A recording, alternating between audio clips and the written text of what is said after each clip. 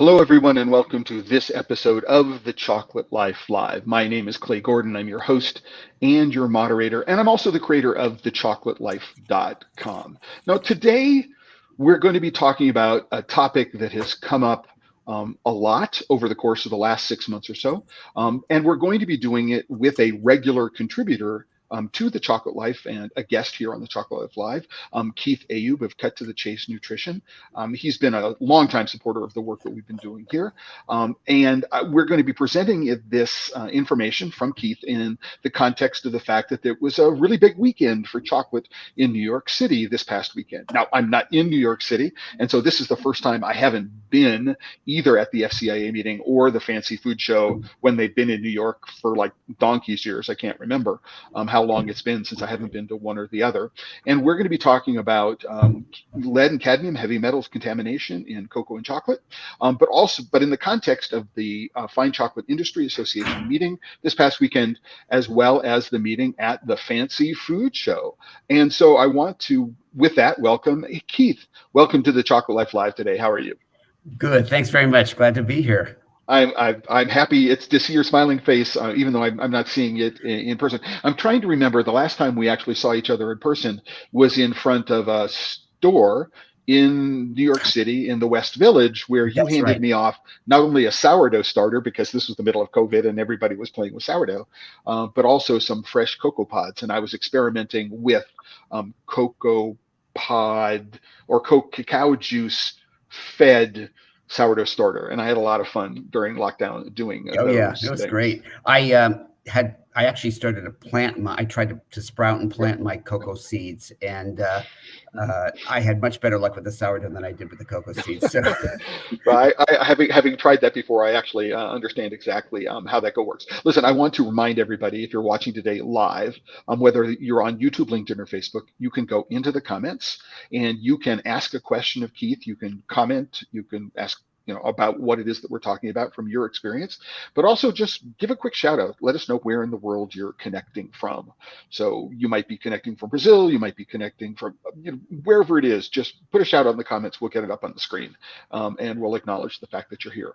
So Keith, let's start off with the Fine Chocolate Industry Association meeting. Now, I understand that you are an associate member. Yes, I am. Okay. I am certainly not a member at the level of a chocolate maker, because I'm not one of those. I am, I guess, what you'd call an interested party, because I seem to find myself in the chocolate world, and I happen to be a chocolate lover, and am interested in also the health properties of chocolate, the facts about chocolate. I do appreciate evidence-based science. I was just thinking about that recently. I mean, because I was encouraged by a colleague many years ago to think about creating a practice around this notion of evidence-based chocolate. So we would try to dispel sort of myths associated with it. So and I would be happy to believe as much as possible that's good. However, I also have an ethical responsibility. Right. So, and actually that came up during the Fancy Food Show here in New York, because I was looking at some of the labeling on some of the products and some of the, the PR and the handouts and things. And I thought, okay, wait a minute, you're getting really, really close to, making a claim that you can't substantiate. Making a qualified health claim without actually having sort of legal. Yes, but food in general, and many chocolates are sold as supplements, right? And the requirements around labeling supplements are very, very different. Yeah, and cocoa, like the cocoa flavanol supplements, and I always think, there's a shorter way around and a much more enjoyable way around than just taking pills. So you may know that recently, and for people who are not familiar with what I'm going to do is I'm going to be putting a link to a live stream I did a couple of weeks ago, which is called "There's Vitamins in My Chocolate." And I am not a person who believes that we should try to turn chocolate into a vitamin delivery vehicle. Right. That doing what it is that big food does, which is to take a product and then break it down into many small constituent components, and then finding a way to put it back together to increase the value of what it is that's going on. So like corn, right? You get corn, and how many different things in the world are made with corn other than, putting it in a can or doing something that you can eat with directly?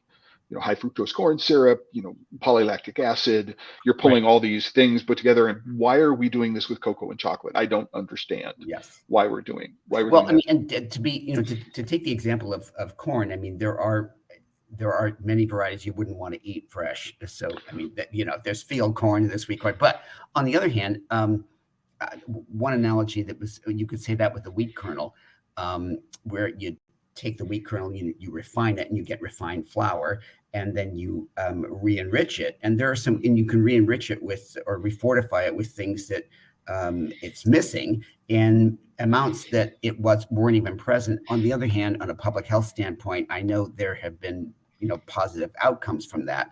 But a professor asked me to sort of think at the analogy of taking a piece of lumber, turning it into dust, and then putting it back together and calling it particle board. Is it as strong? I said, well, I'm not sure you can relate to the body that way, but well, yeah. Yeah, no. It's absolutely true. I mean, like most analogies, you can take them to a certain point, and they fall apart. And the question is, at what point do these things fall apart? And certainly, our understanding of human nutrition is something that's changing, like on a weekly basis. What it is that we learn about doing things. And so, like science, one of the great things about a scientifically held understanding is that we're open to the idea that as our knowledge of the world changes, we can change our opinion about the way things are. And people will sometimes say, well, Keith, but what you're saying is a total flip-flop. I mean, I said, you know what, when I'm presented with credible evidence and a good body of credible evidence, I have to change my views, because that's ethical. Otherwise, what you're saying is that no amount of other evidence is going to make me sway my mind. That's bias. So this is a really, really good segue, I think, and I'm going to jump into it, which is, you and I have had a couple of live streams, and there have been a couple of posts on the Chocolate Life over the last 8 or 9 months around heavy metals contamination in cocoa and chocolate, specifically cadmium and lead. And what I want to do is I want to focus. There was specifically an FCIA session this weekend. And so let's start by talking about your direct involvement. So you reached out to the FCIA and said, hey, I'm a resource in nutrition in cocoa and chocolate, and I'm in New York City. And oh yeah, by the way, I've also done these live streams and posts on the Chocolate Life, and so there's some background you can look in doing doing a panel discussion on heavy metals contamination.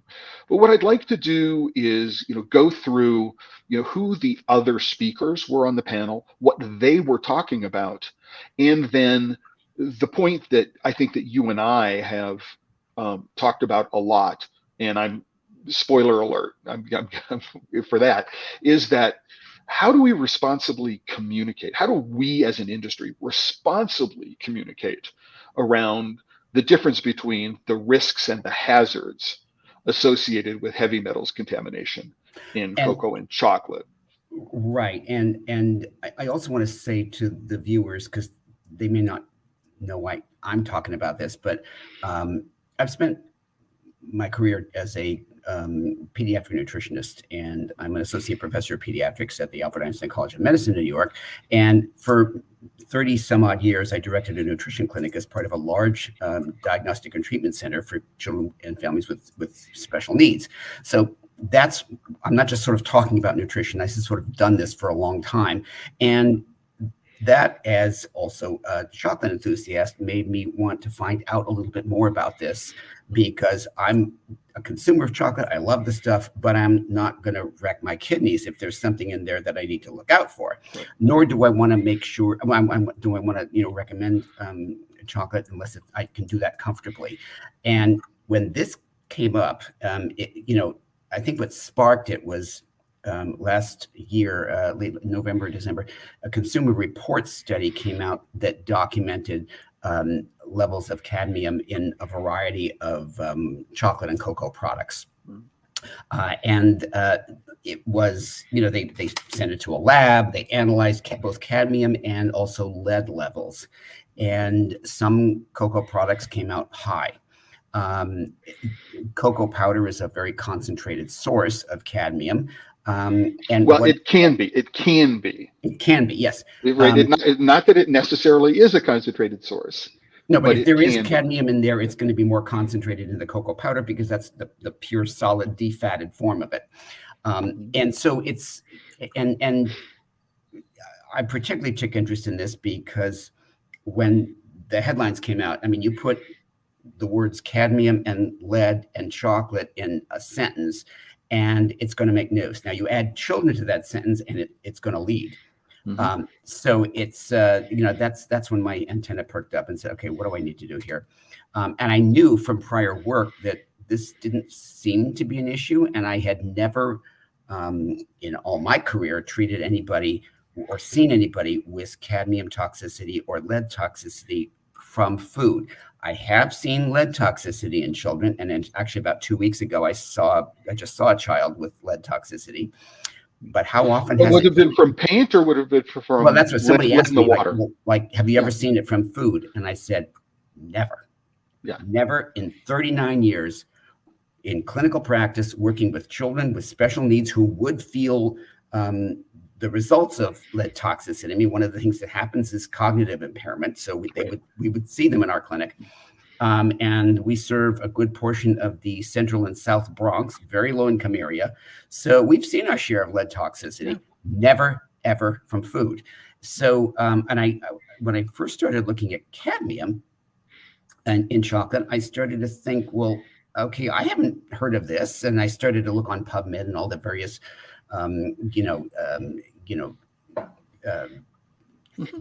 databases and things, and the research databases, and looking for cadmium toxicity. And time again, it came up with sort of industrial contamination, fumes, because inhalation is how people are primarily exposed to cadmium.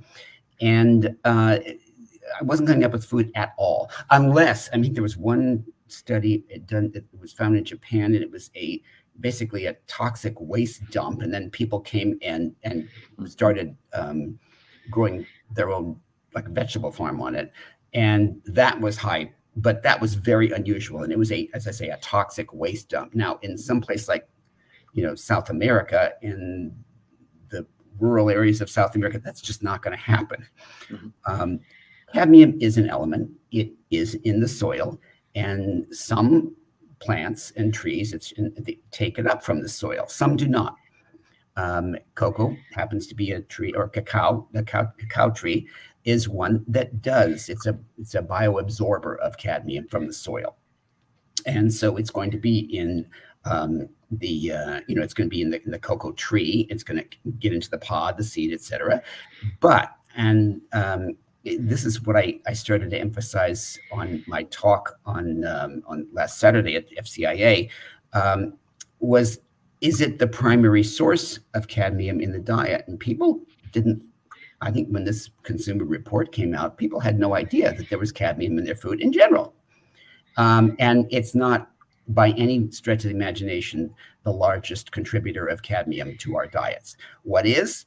Well, that would be cereals, breads, leafy vegetables, so green leafy vegetables that we want to encourage people to eat more of. Yeah, they could be bigger contributors of cadmium to our diet. Also, anything grown like a root vegetable, potatoes, beets, etc., beans, legumes, nuts. Those are also going to be much bigger contributors of cadmium in the diet. Those are also foods that we want people to eat more of. Why? Because there's good, solid evidence that they're healthful. And that's so. And I actually showed a chart that said, where does chocolate fall on this as a contributor? Well, it's way, way, way down at the bottom, and it's actually grouped with sugar and sweets. So it's only part of a bigger category, and that category is the tiniest contributor. So I thought, okay. So let me jump here and ask a question, which is, okay. Sure. So, I took a look at consumer reports, and I took a look at, the number of different categories of food that they have done similar kinds of reports. And it turns out that there are only two, right? The first one is in cocoa and chocolate, and the second one is in baby food. Mm-hmm. And I'm sort of wondering, because you talked about, anytime you include a baby, it goes to the top of the charts. It's instant Right. media. Right. And so so let's talk about that. So is an infant sort of more at risk if for some reason or other, I mean, generally you're not going to start serving chocolate to a kid until they're 3 years old. You're not going to give it to an infant. But what is it about the potential? And here's what we're talking about: the difference between something that is a risk and something that is really hazardous, right? How do we negotiate, the pediatric aspect, which is your career? And I'm an adult, and I weigh 5 to 6 times what a 6 or 7 year old is going to weigh. How do I manage this? I guess I kind of have to go back to what I would tell somebody in my clinic. I mean, how much chocolate are they eating, and what else in their diet isn't getting done? I mean, what is that excess amount of cocoa or chocolate products squeezing out of their diet? And so my first intervention would be, let's balance the child's diet overall, and then see how much room we have for cocoa and chocolate. Because for a child, they're going to probably want a very sweeter, much sweeter version of chocolate. And it may not even be really chocolate as much as it's sort of a chocolate coated something, which is what people often, say when they said I had a candy bar. It means it's a chocolate coated some kind of nut, whatever.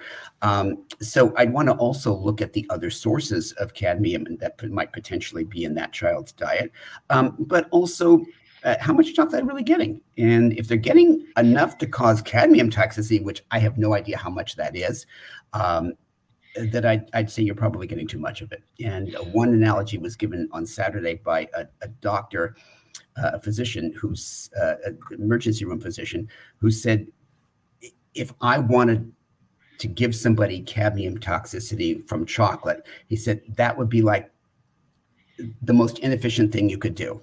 Okay, so there would be, and to be honest with you, even when you look at reference values in laboratory testing, the reference values for smokers are much higher. Why? Mm-hmm. Because their tobacco smoke has cadmium. Now, I would say also fundamentally different, and I think this points to what's going on in California with Prop 65, is that it looks like the exposure models are all built around inhalation models. And when you consume something orally, that's very, very different from pulling it into your lungs. And so we've got a lot going on there. Oh, no, and that's very true, because when it's inhaled, I mean, that's pretty much direct exposure. When it's taken internally, you've got a lot of potential blocks going on there. So we really don't have a lot of idea about how much is absorbed when you eat it. But we do have an idea of what can be a block.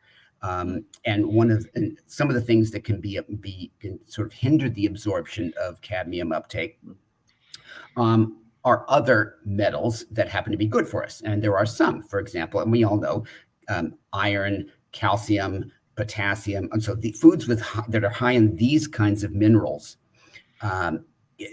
when they're essential, we call them minerals. Otherwise, they're heavy metals. But really good explanation of that. When we like them, they're good. Yeah, right. They're minerals. The term is essential minerals. So cadmium is not an essential mineral. There's no demonstrated need, but they have the same uptake mechanisms and the same transport proteins that are required to transport cadmium for absorption. And so if you have more sources of iron, potassium, calcium, et cetera, in your diet, it's going to kind of squeeze out the cadmium possibilities for uptake. So this is a reason to eat milk chocolate. Well, hey, the calcium in the milk is going to block. Interestingly, I mean, what are the four what are considered by USDA to be nutrients of concern? And those are 4 nutrients: calcium, potassium, vitamin D, and fiber. And other than vitamin D, all three can be had from cocoa and a chocolate bar. And the darker, the more of those it's going to have in there. So it's interesting. And at the same time, we the idea of eating more fruits and vegetables, et cetera. Now, why would you tell somebody to eat green leafy vegetables when they can be among the higher sources of cadmium in the diet? Because that just doesn't sort of matter. What matters is that you get enough fruits and vegetables, because those, the benefits are well documented. There is no question. Yeah, so from a risk and hazard perspective, we need to really understand the difference between what is physically present in what we're consuming and what it is that we metabolize and store in our bodies. Right. And there's a huge difference in there is, that, and not only there's plus what's going on in the gut and the microbiome is still kind of to be discovered yet. We really don't know everything there is to know about that. What we do know is that nobody seems to be getting cadmium toxicity from food. And I actually have, when I first started investigating this, I thought, well, let me ask a food toxicologist I know who I've done some work with. And her name is Bernadine Magnuson. I said,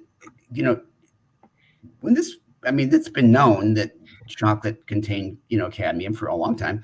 I said, well, people do get, cadmium toxicity, don't they? And she looked at me like I was crazy. She said, well, yeah, but not from food.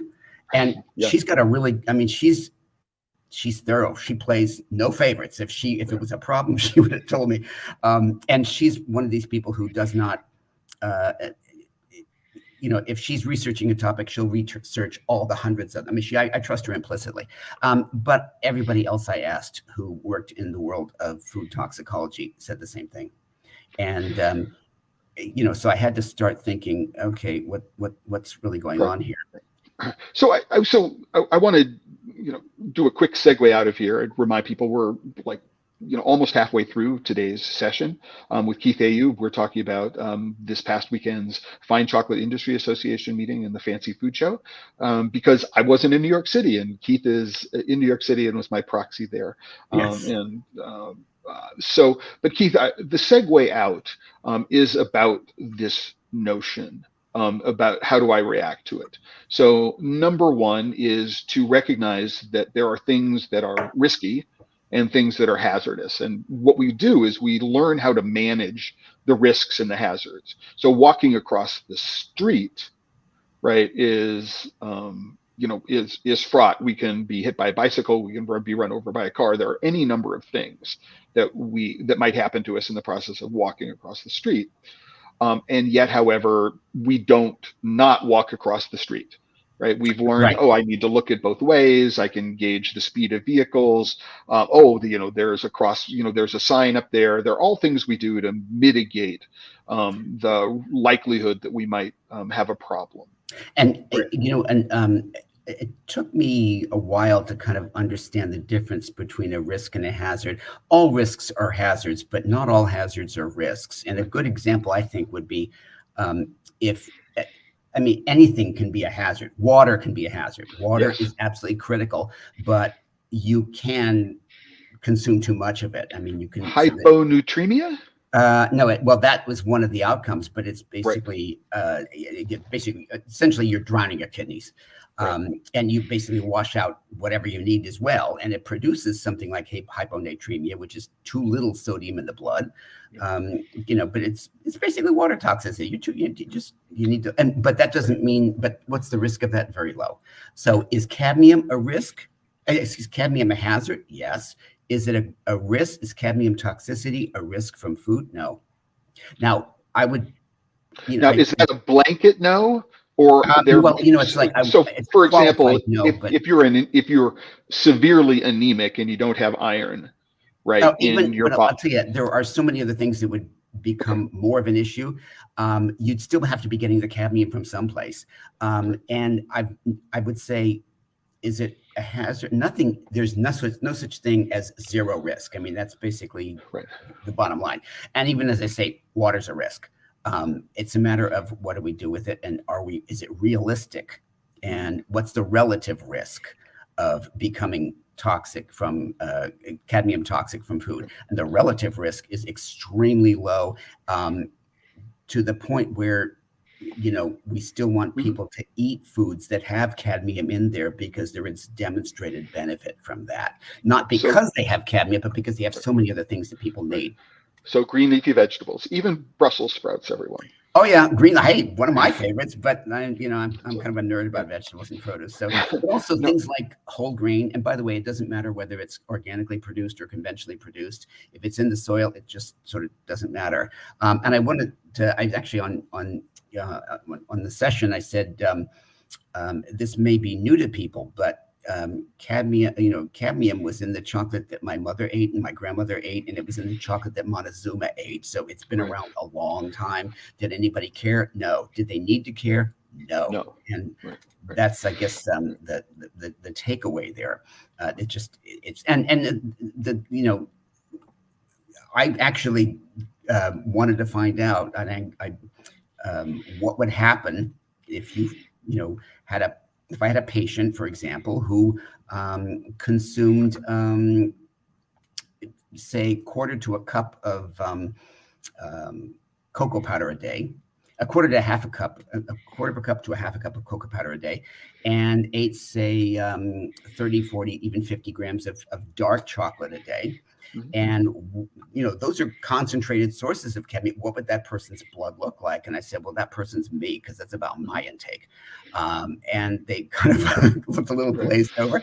I said, so yeah, I have my cadmium tested. It's not that big a deal. It's one blood stick, and it's, you take a blood test. So your blood is still red, but it's not cadmium red. So that's really, yeah. No, it's not really, and you know what? My levels came in well within normal range. And the same happened for lead. Interestingly, the reference range, if I had been a smoker, would be about nearly 3 times higher than the reference range for a non-smoker. So pardon me, there's a phone in the background, but I thought it was off. But it's very, very cute. Is that an old style landline? Anyway, so, Keith, I want to sort of make a quick segue here, So number one, I want to remind everybody that you're watching the Chocolate Life Live. My guest today is Dr. Keith Ayoob, who was my proxy at the FCIA and Fancy Food Show this weekend in New York City. He's talking about a presentation that he made about heavy metals in chocolate at the FCIA meeting, which is on Saturday. And to remind everybody, if you're watching live, you can go into the comments, you can ask questions of either Keith or myself, or just give us a quick shout out, let us know where you are connecting from, where in the world you are connecting from today, and ask you to give a thumbs up on the video, like, subscribe to the channel. All those things help spread the word on this stuff. So Keith, before we jump to the Fancy Food Show, like 5 or 10 minutes at the most, in your panel there were 2 other speakers, one of which was Jenny Samaniego, who's the founder of Conexion Chocolate in Ecuador, and then also Thalia Hohenthal, who is, for want of a better term, the chief chocolate scientist for Guittard chocolate. So can you talk about, so you finished up the presentation, you went last about communication. What was it that Jenny and Thalia were talking about that were different from what it is that you were trying to tell the people in the audience that was there? And Jenny was talking more about the cocoa that she's from Conexion Chocolate. I hope I'm saying that right, but and they're focused on chocolate, I believe, in Santo Domingo, not Santo Domingo, but the Dominican Republic. Actually, not exclusively, but she went through the process of what they did and how they sourced, and what is recommended for other chocolate makers to do to sort of help minimize minimize the cadmium that might be in their, the final product. And what came up from a lot of that was that, there are remediation efforts, and I was kind of cringing, but I'll tell you about that later, because there are some methods that have been shown to help mitigate the uptake of cadmium from the soil. The amendments they can do, they can put certain things in the soil to minimize the plant's uptake of cadmium, but also changing the soil and, basically binding the cadmium that's in there so that it won't be absorbed, etc. The other thing that they can do is do blends. And that's when I kind of, blending it with a chocolate that is known to have very little cadmium, particularly those from West Africa, because the soil there is low in cadmium. Higher cadmium soils are found in South America, Central America, primarily. Those are the volcanic soils, as opposed volcanic to, soil. right, Yeah. right, So yeah. basically, that's if it's in volcano, if it's near a volcano, that's where it's going to happen. There's not a lot of volcanoes in West Africa, so that soil is going to be low in cadmium. Now, it can happen anywhere, but and there's always a little bit, but it's usually very tiny. So West African cocoa products are not going to have a lot of cadmium in there. So if you blend it, but she kind of acknowledged sometimes, the whole point of having a single origin or an estate chocolate is not to blend it. And I'm sitting on the edge of my seat because I'm thinking, yeah, and first of all, that means that a lot of the flavor nuances are going to go, but also the scientist person in me is saying, do we have to? Is this all a solution in search of a problem? And that's what I kept coming up to, is that it's all this effort is a solution in search of a problem. Nobody seems to be worried about the cadmium in green leafy vegetables or whole grains. They're not worried about the cadmium in beans and nuts or cereal, whatever. Except to the extent that those end up in baby food. Well, but even then, it's like, if you ask any pediatrician, have they ever seen cadmium toxicity in a baby? No. Right. I mean, not from food. I don't know. The same thing is true. The same thing would be true of lead, right? So yeah, I mean, it's. I mean, I'm not going to say that there's never been a case. I would say that in my many years of clinical practice, I've never seen it from food. Right. So So again, so just a quick comment. We have from someone in Washington, D.C., Graceland Farms, who's watching today. So thank you very much for letting us know where you are. And Lauren Adler, who's on the board of directors at the FCIA, says Jenny and Conexion are from Ecuador, not the Dominican Republic. I'm sorry. I knew there was a. Yes, you were. Thank you, Lauren. Thank you. Right. Because I knew I was not getting that right. Right. Yeah, no. So please, just want to make sure of that. So yes, there is this fundamental tension within the quote unquote fine and the quote unquote bean to bar world about whether or not blending is a good idea, right? So yes, we want to, what we want to do is we want to preserve the integrity of the flavor of the terroir associated with the genetics of beans, then we don't want to do any blending whatsoever. So we're doing single estate, or we might blend within an entire country, right? So, right, and even within a country like that is known to have a lot of cadmium in the soil, it doesn't mean that the chocolate produced on any one particular farm is going to have cadmium. This can really vary from acre to acre. So that's why it's also really difficult for the makers. It becomes a problem that's also going to cost a lot of money to small makers and small farmers. Is it going to be worth it for them? And they have to, we have to think about what are the unintended consequences of getting all hyped up about something that probably isn't a health issue. Is this a public health issue? And I'd say, I can't say it's a public health issue at all. And this whole conversation ends up around the whole economics. So are we as consumers going to pay more, right? Who is going to pay for the remediation? So I've looked at, for example, using biochar as a remediation technique. I know that there have been studies that have been done, but it tends to be very expensive and very labor intensive to add biochar as a soil amendment. You could grow industrial hemp, which will actually preferentially draw out the cadmium and other heavy metals from the soil and bind it into the stalks of the hemp. And then you could use that to make hempcrete or as a building material or other things like that and sequester. It's also a good CO2 remediation from a climate, greenhouse gas perspective. But these are things which are very labor intensive and can be quite expensive, therefore. And there have been no credible, at least in my mind, representations of how we're going to go pay for this. And then also, what does it ultimately do to the reason that people buy these craft chocolate products, because they taste so unique, And is that going to impact the flavor? Well, I would say I'm not, a grower or a maker, but I would say it probably has to. But here's a really interesting point: is if I remove the cadmium so lead probably comes from the air, and probably comes from piston airplanes, and the lead in the gasoline and piston airplanes. For the most part, lead is not being bioaccumulated out of the soil by cacao. It's from small crop dusting airplanes dropping post-harvest. Post-harvest on the drying bed.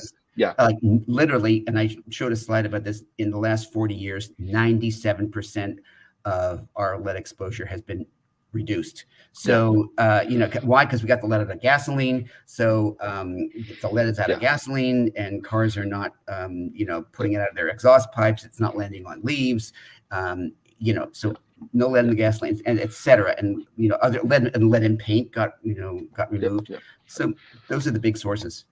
So let's talk about, what did Thalia have to say about all this? So Jenny is talking about, I am a chocolate maker. I'm producing in a producing country. I'm making chocolate in Ecuador. And so here's what it is that I'm thinking about in order to meet what are now, regulations. Right. So if I'm selling in California, I need to worry about this stuff. If I'm selling in Europe, I need to worry about this stuff. So so Thalia is talking about it from what is she bringing to the conversation in the middle between where you and Jenny were?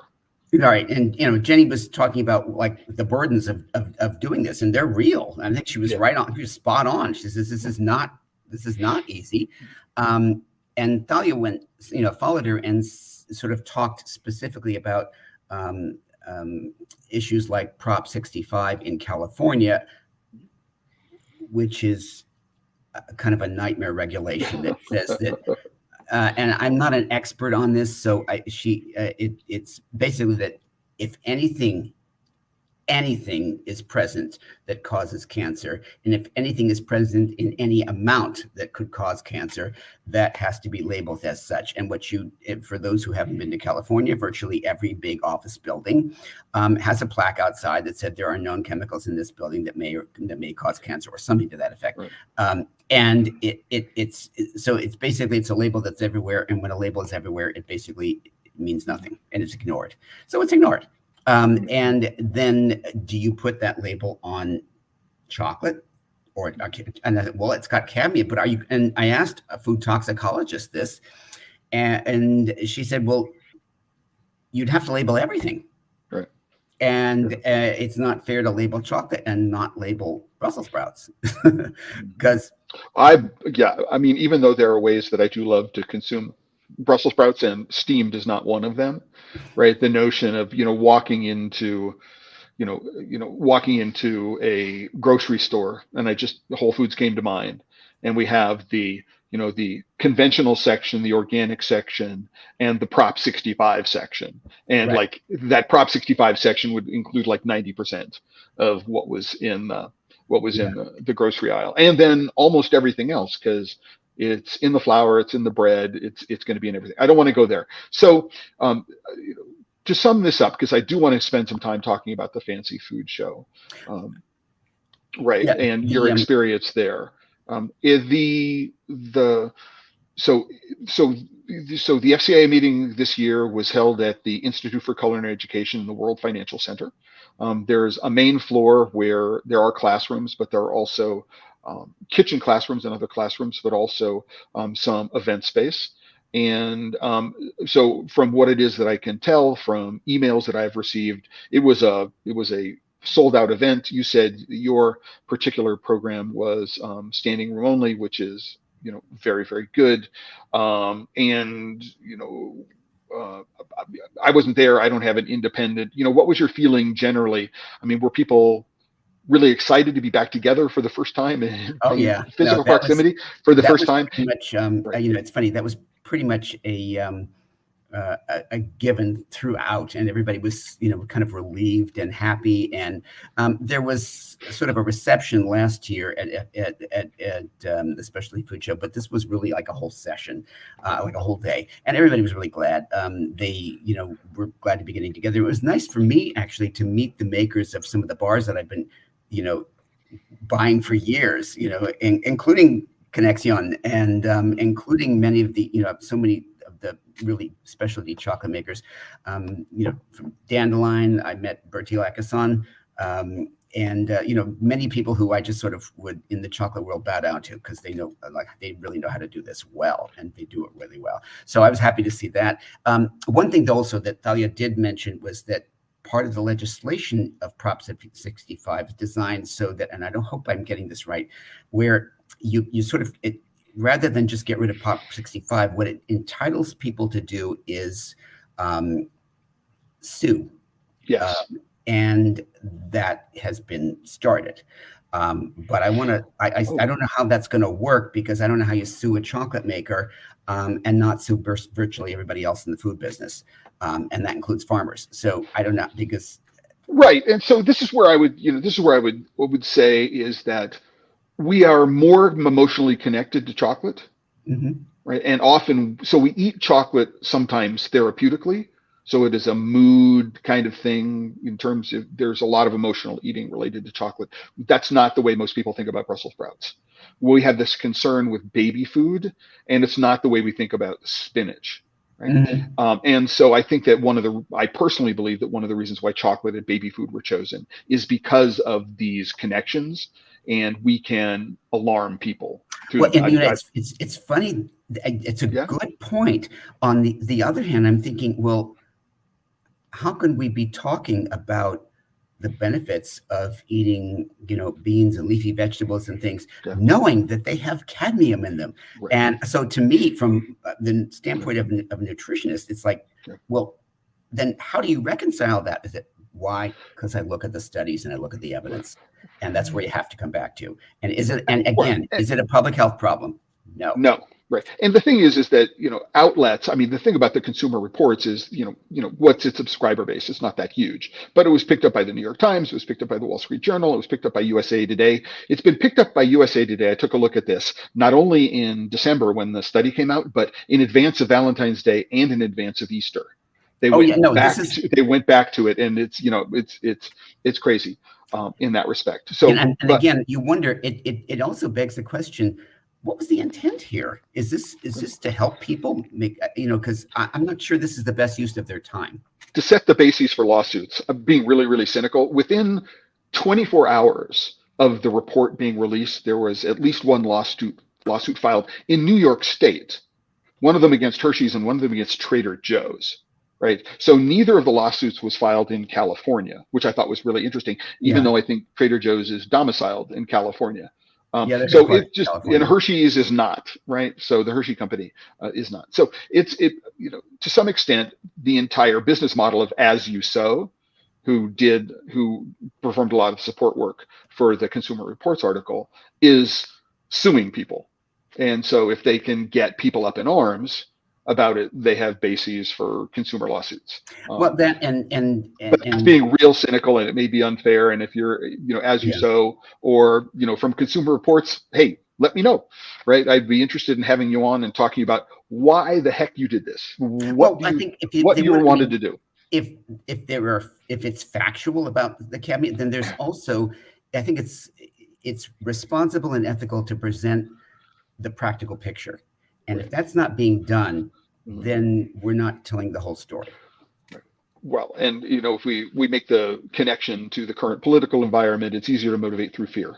And so, when it comes to food, fear and sensation sells.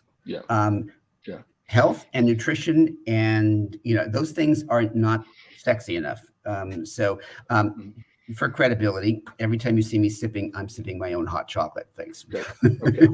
Glad to hear. So, Keith, so my first fancy food show was in New York City in 2001.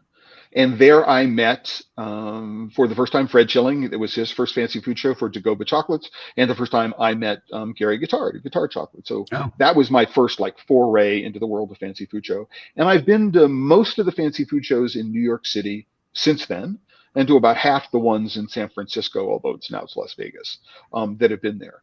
And so historically for me, what it means is that from year to year to year, what I can do is I can do things like see flavor trends. Like, so all of a sudden ginger is really hot in a gazillion forms, and then green tea comes in and it comes back, and then honey, and then like the jerky mania, right, that's going on. But for you, I don't know how often you've been to the Fancy Food Show. So, there's cheese everywhere. What else is there besides, cheese? The number one category, it appears, is cheese. But when most of the chocolate that we see there, for me, as I recall, seems to be candy again, not chocolate. So when you walk through, that's been my impression. Would that be your impression as well? Yeah, there was. I would say yes, and that's, I guess, it's candy and chocolate coated stuff. Did you? So I'm sorry. Can you hear me, Keith? Yes, I can. Okay, now I can hear you. The problem is that every once in a while when I touch this ear, Siri interrupts and sort of interrupts the audio. Until I can make Siri go away, it's a challenge. Anyway, oh, yeah. So chocolate and chocolate candy, what's your perception? There was a lot of candy, and a lot of, sometimes it was imported and sometimes it was domestic. There was also a lot of, but there were some chocolate makers there that were, that I had not, seen before, and some new ones. And one particular one that I thought was interesting was a maker from Brazil. And let's see, it's called, I think it was from Espírito Cacao.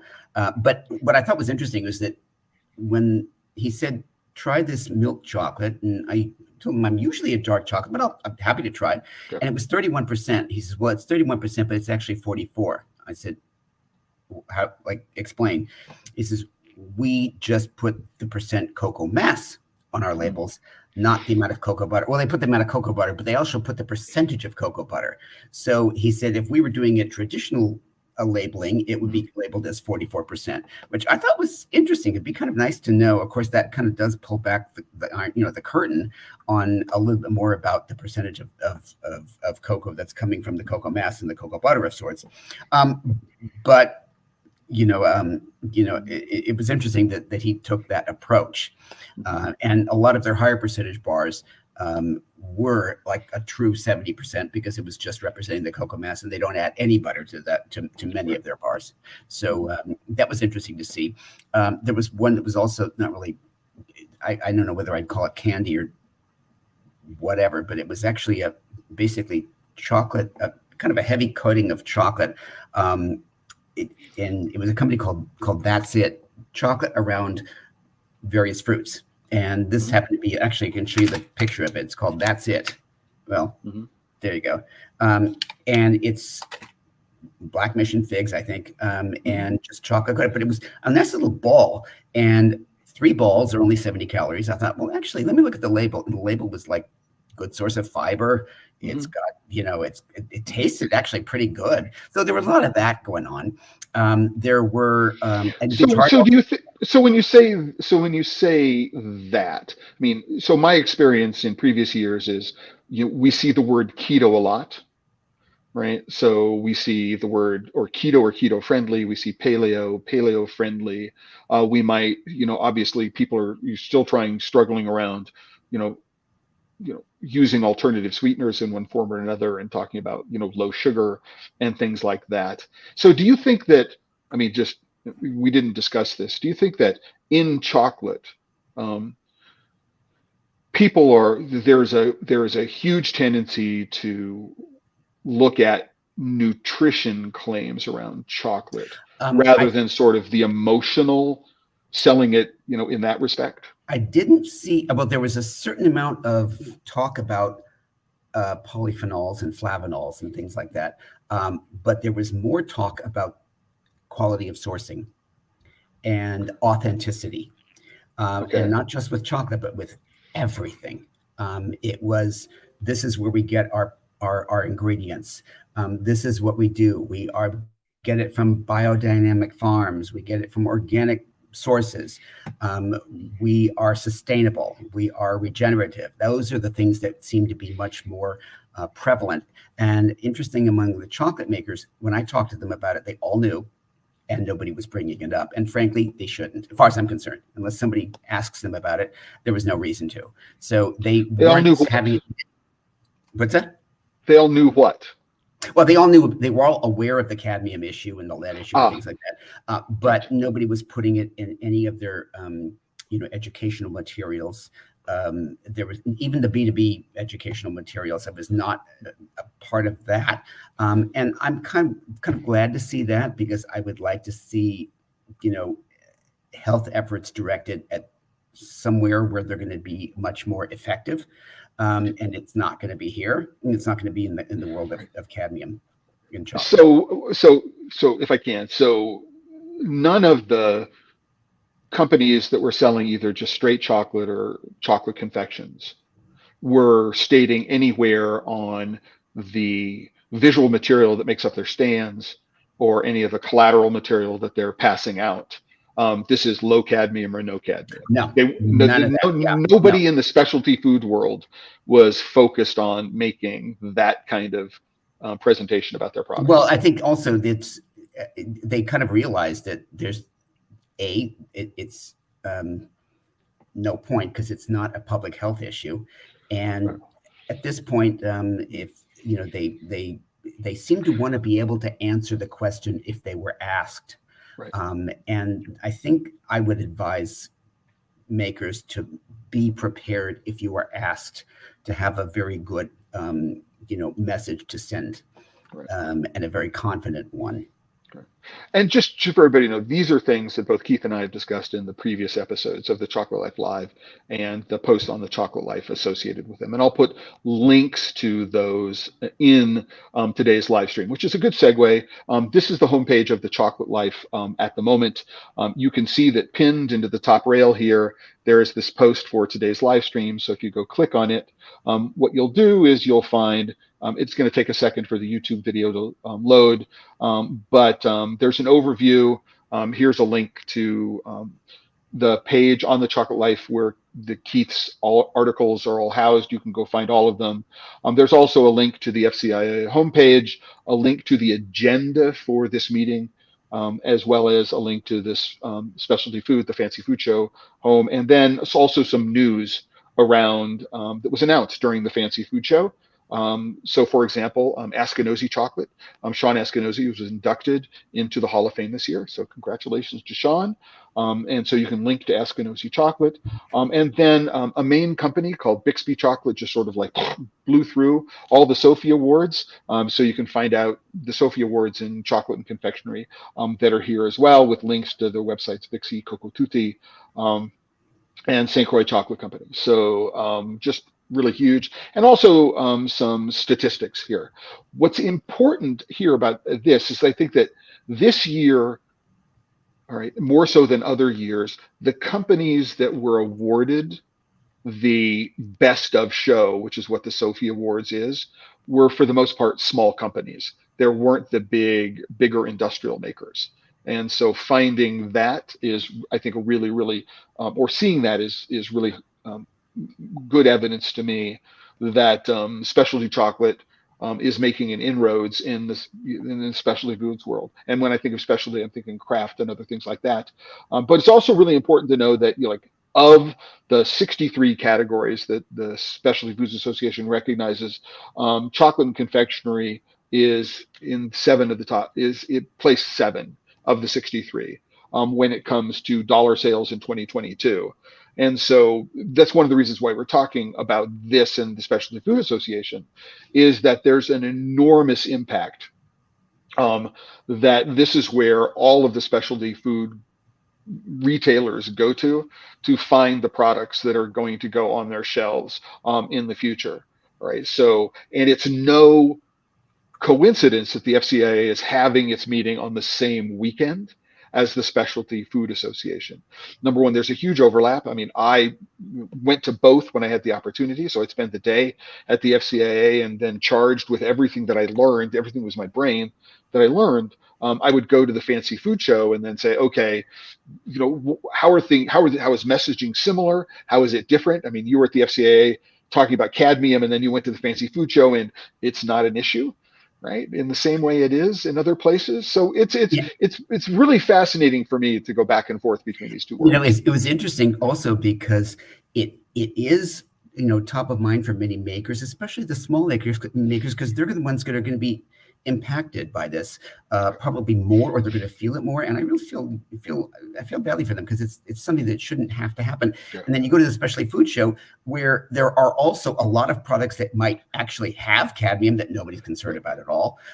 Nor do they need to be about that either, except that I just find that the contrast interesting, and it's all about public perception, not always about science and evidence. Absolutely. And let's talk about personal perception. You're at the fancy food show. Did you find a favorite cheese? Oh God, more than so many. I mean, I have to say, it's 2 floors. It's like 60 different aisles. I mean, you can eat and drink yourself into a stupor if you do, without ever leaving one floor. So I did find a lot. I was surprised there was also a lot of different domestic and imported specialty butters, which was kind of interesting. Imported, I guess I kind of expected. I didn't expect to see so many, domestic types. And then, and also one thing was interesting about was company that was marketing not krill oil, but actual krill. And it looks kind of like chopped up shrimp. But krill meal. Krill meal. Yeah, but it was sort of like in a sardine can, like a flat sardine can. You peel it off, and it tasted delicious. It has all the krill benefits and all that kind of stuff. So those things like that were very interesting. Although you have to be a little selective, because you can't go from tasting that to tasting chocolate. Just doesn't work. Right. Yeah, and so one of the things that I've learned is that I try to go to all 3 days. Right. And the first day, so this is something I've been going to trade shows since the early 1980s, right? Is that the first day is just spent cruising, right? So you want to make sure that you see everything that's there, right? But you want to make sure that you don't get stuck talking to somebody for half an hour, so that by the time day 3 comes along, you haven't seen everything. So day 1 is just, okay, let me get the lay of the land. Let me get an impression of what it is that goes on. And I've got some ideas in my mind, right? And then if I'm going to taste anything on day 1, it's only going to be chocolate. Right. Right. Well, and then day 2, it's like you can be a little bit more selective. Yeah. Right. And then day 3 is I might not taste any chocolate at all. Right. I'm tasting all these other things because I don't have to have my palate, that's actually blown out by all the hot sauces. All the hot sauces that are there. It's like, no, I can't do this. Yeah, I mean, no matter how much you love good specialty food, there is a limit. And I think in day 3, I think I didn't go to day 3, but I think I might sort of try your strategy the next time. But because there were a lot of really good foods, and there was also a big push on upcycled food, foods that are taking advantage of food waste that would have gone to livestock meal, or basically and still it's edible, and turning into something that sometimes is just delicious. So often is very very delicious. Yeah. So it's just I'm loving being in Arizona, right? So it's such a change from being in Brooklyn, Brighton Beach, where I was for most of COVID. So just the landscape and the opportunity for outdoor adventures is very different. Sort of the one tug on my heart so far, right, has been all my resources in the last couple of months have been spent like moving here. Right. And without having the opportunity to return to New York City for the fancy food show and for the fine chocolate industry association meeting. If you can make it next time, by all means do so. And if not, I'll be your proxy again. Well, thank you very much. And I'm hoping that we'll have an opportunity to do something like this again in the near future. But I want to thank you. I want to thank everybody who's been watching the Chocolate Life Live from the beginning, or just caught little bits of this, whether you're catching it live or you're catching it after the fact. I want to thank you very much for your support. Give me a thumbs up. Give us a thumbs up. If you're not already a member of the Chocolate Life, what I can say is that this episode of the Chocolate Life Live, as all episodes are sponsored by you, the members of the Chocolate Life. I'm logged in, so if you see here, it says the word account. If you're not logged in, you're not a member, it will say the word join. You can go join, click on the join. There's always a free membership.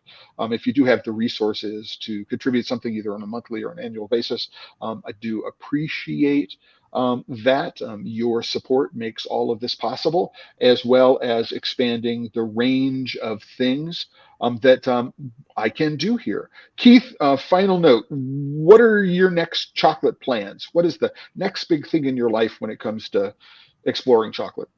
Well, I am heading out actually to San Francisco next month to visit my friend Jack Epstein, who runs a shop called Chocolate Covered.